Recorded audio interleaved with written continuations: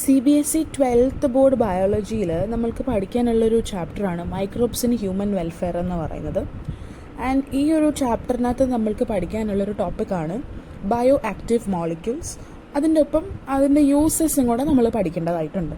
അപ്പോൾ നമ്മൾ ഇന്ന് ബയോ ആക്റ്റീവ് മോളിക്യൂൾസ് ഏതൊക്കെയാണ്, എന്താണ് ഇതിൻ്റെ യൂസ് എന്നൊക്കെയുള്ള കാര്യങ്ങളായിരിക്കും പരിചയപ്പെടുന്നുണ്ടായിരിക്കുക. ടെക്സ്റ്റ് ബുക്കിൽ പ്രധാനമായിട്ടും 2 ബയോ ആക്റ്റീവ് മോളിക്യൂൾസിനെ പറ്റിയിട്ടാണ് പറയുന്നത്. The very first one is cyclosporin A. ഈ സൈക്ലോസ്പോറിൻ എ എന്ന് പറഞ്ഞിട്ടുള്ള പ്രൊഡക്റ്റ് നമ്മളൊരു ഫംഗസിൽ നിന്നിട്ടാണ് അത് ഡെവലപ്പ് ചെയ്തെടുക്കുന്നത്. ട്രൈക്കോഡെർമ പോളിസ്പോറം എന്ന് പറയുന്നതാണ് ആ ഫംഗസ്. ആൻഡ് ഇത് ആക്ച്വലി ഒരു ഇമ്മ്യൂണോ സപ്രസീവ് ഏജൻ്റ് ആയിട്ടാണ് വർക്ക് ചെയ്യുന്നുണ്ടായിരിക്കാം. ഇപ്പോൾ എന്തെങ്കിലുമൊക്കെ ഓർഗൻസ് ഒക്കെ ട്രാൻസ്പ്ലാന്റ് ചെയ്തിട്ടുള്ള പേഷ്യൻസിൽ അവരുടെ ഇമ്മ്യൂണിറ്റി ഒന്ന് സപ്രസ് ചെയ്യാൻ വേണ്ടിയിട്ട് നമ്മൾ കൊടുക്കുന്ന ഒരു പ്രൊഡക്റ്റായിട്ട് ആക്ച്വലി നമ്മൾ സൈക്ലോസ്പോറിൻ എനെ യൂസ് ചെയ്യാറുണ്ട്. ഇനി രണ്ടാമത്തെ ഒരു ബയോ ആക്റ്റീവ് മോളിക്യൂളാണ് സ്റ്റാറ്റിൻ എന്ന് പറയുന്നത്. അത് ആക്ച്വലി മറ്റൊരു ഫംഗസ് ലൈക്ക് ഈസ്റ്റിൽ നിന്നിട്ടാണ് നമ്മൾ സ്റ്റാറ്റിൻ ഡെവലപ്പ് എടുത്തിട്ടുള്ളത്. മൊണാസ്കസ് പ്യൂർപിരേസ് എന്ന് പറഞ്ഞിട്ടുള്ളൊരു ഈസ്റ്റിൽ നിന്നാണ് സ്റ്റാറ്റിൻ ഡെവലപ്പ് ചെയ്തേക്കുന്നത്.